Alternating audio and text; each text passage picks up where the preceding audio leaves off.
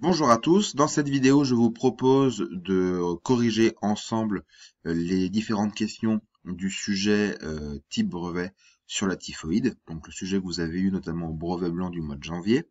On va regarder question par question et essayer de voir ce qu'il fallait faire d'un point de vue méthodologique pour gagner le plus de points possible. Commençons par la question 1, vous demandez d'identifier, c'est-à-dire de donner le nom, en comparant, donc en utilisant les mots de vocabulaire vus en classe, plus que, moins que, autant que.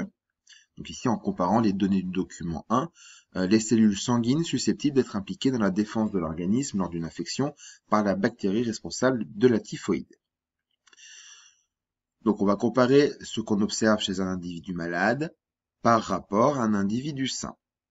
Donc on observe ici que pour les hématies et les plaquettes, qui sont des cellules de sang, il y a autant d'hématies et de plaquettes chez un individu malade que chez un individu sain, puisqu'on se situe dans les valeurs normales de référence.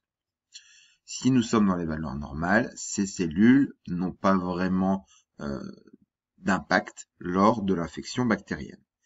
Par contre, si on regarde les leucocytes, on observe qu'il y a beaucoup plus de leucocytes chez un individu malade par rapport à un individu sain. On est au-dessus des valeurs normales de référence, ça veut dire que ce sont les leucocytes qui vont être impliqués dans la défense de l'organisme lors d'une infection par la bactérie Salmonella typhi. Pour la question 2, on vous demandait de proposer, en justifiant à l'aide du document 2, l'antibiotique le plus approprié dans le cas d'une infection par la bactérie Salmonella typhi. Alors attention ici, beaucoup de personnes se sont emmêlées les pinceaux avec la légende. Beaucoup ont confondu la courbe qui montre le nombre de bactéries par millilitre en pointillé, donc celle qui est en présence de l'antibiotique A, avec la courbe en tiret, qui est le nombre de bactéries sans antibiotique ici. Donc attention, vous pouvez vite avoir une réponse fausse si on confondait les deux courbes. Alors on va regarder courbe par courbe et utiliser le vocabulaire approprié pour l'analyse du graphique. Augmente, diminue, reste stable, sans oublier de donner des valeurs. Donc on observe ici que lorsque l'on dépose la colonie de bactéries Salmonella typhi, on en dépose 10 puissance 5 par millilitre. Et on va regarder ce qui se passe dans les trois cas. Donc premier cas, sans antibiotiques, la courbe en tiret, on observe que le nombre de bactéries augmente entre 0 et 8 heures, en passant de 10 puissance 5 bactéries par millilitre à 10 puissance 9 bactéries par millilitre, puis ce nombre de bactéries va stagner à 10 puissance 9 bactéries par millilitre. Avec l'antibiotique A, le nombre de bactéries passe de 10 puissance 5 bactéries par millilitre à 0 heure et arrive au bout de 16 heures à 10 puissance 4 bactéries par millilitre. Ça veut dire qu'il y a 10 fois moins de bactéries à la fin de la mesure. 10 puissance 5, c'est 100 000.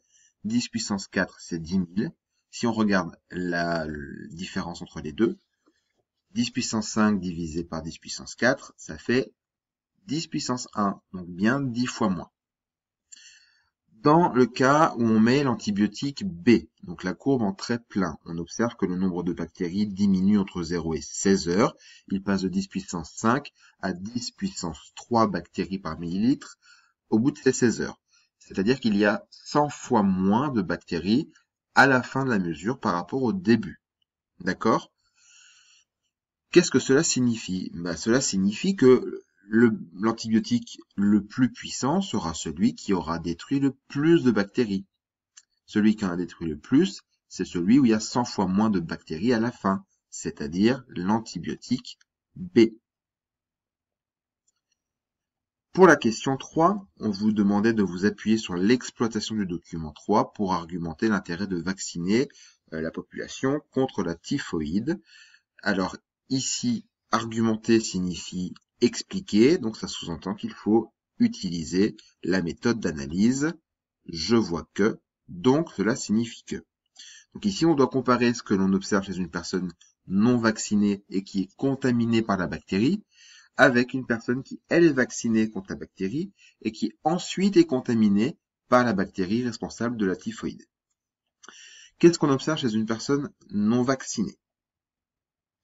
Chez une personne non vaccinée, on observe que le nombre d'anticorps augmente, passe de 0 à 10 anticorps en unité arbitraire. Ça veut dire qu'il n'y a pas d'unité réelle mesurable.